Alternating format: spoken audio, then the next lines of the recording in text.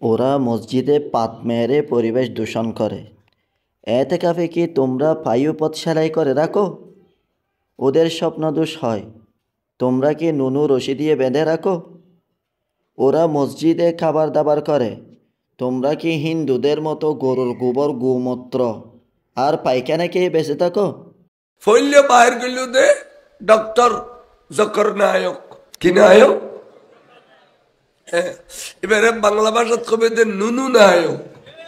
বন্ধুরা, আজকে আরেকটি প্রতিবাদ নিয়ে হাজির হলাম।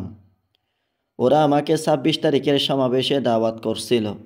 আমি উত্তরে বলেছিলাম, আমাদের তো আর হিংসা নেই, গেলেও যেতে পারি, কারণ তাতে বৃহত্তর মুসলিমদের স্বার্থ নিহিত আছে। আবার পরে বলিয়েন না ওয়াহাববাদের চাইতে আমাদের সমাবেশে মানুষ বেশি হয়েছে, কারণ আপনারা বৃহত্তর মুসলিমদের স্বার্থে কাজ করেন না, কাজ করেন লোক দেখানো আর দুনিয়াবি স্বার্থ হাসিল করার জন্য। আগে ওহাবিরা ইস্তেমা করত বলে এখন আপনারাও ৩ দিনের সুন্নতে ভরা ইস্তেমা নামকরণ করেছেন, যা ছিল মূলত প্রতিপক্ষের বিরোধিতার ফসল। আবার তা নিয়েও কত ফতোয়াবাজি। তাবলিগ করা কোথায় পাইছে? ৪০ দিনের চিল্লা লাগানো কোথায় পেল? বউ পোলা বর্গা দিয়ে গাঁটটি নিয়ে ঘোরাঘুরি করা কোন ধর্মের আলামত? মসজিদে থাকলে জুব্বার ভিতর পাত মেরে পুরো মসজিদ গন্ধ করে ফেলে কেন? মসজিদে ঘুমালে তাদের স্বপ্নদোষ হয় না? মসজিদে রাত্রি যাপন করা কোরআন হাদিসের কোথায় আছে? কোন সাহাবী তবলিগ করছে? মসজিদে খাওয়া দাওয়া করা কোথায় পাইছে? ইত্যাদি ইত্যাদি নানান জাতের আরও কত কি প্রশ্ন।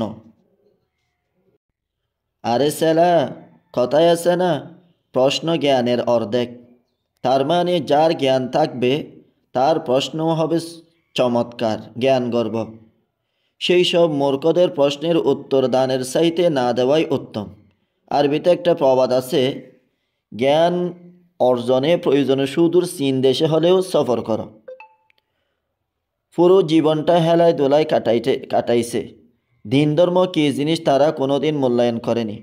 শেষ বয়সেও কি ধর্মকর্ম বিমুখ জীবন শেষ করবে? চীন রাশিয়া থেকে রাসূল দাওয়াত দিয়েছিলেন নাকি গায়েবে দাওয়াত আসছিল? ওরা মসজিদে পাত মেরে পরিবেশ দূষণ করে। এতেকাফে কি তোমরা পায়ুপথ সেলাই করে রাখো? ওদের স্বপ্ন দোষ হয়। তোমরা কি নুনু রশি দিয়ে বেঁধে রাখো? ওরা মসজিদে খাবার দাবার করে। তোমরা কি হিন্দুদের মতো গরুর গোবর ও গোমূত্র আর পায়খানা খেয়ে বেঁচে থাকো? হে রাসূল, আপনি আপনার প্রতিপালকের পক্ষ থেকে যা অবতীর্ণ হয়েছে তা মানুষের ধারে ধারে পৌঁছে দিন। আল কোরআন সূরা মাইদা। হাদিসে আসছে, বাল্লিগু আন্নি ওয়ালাউ আয়া, আমার পক্ষ থেকে একটি আয়াত পরিমাণ হলেও মানুষের কাছে পৌঁছে দিন। আমরা তাই করছি। জাহাঙ্গীর হুজুর ইন কি শুরু করছেন?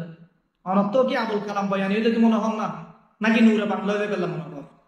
অনত্তন আরা ইন আশা না করি, আরা বলি না, হাজার হাজার যুবক ভাই অনত্তন ইন আশা না করে।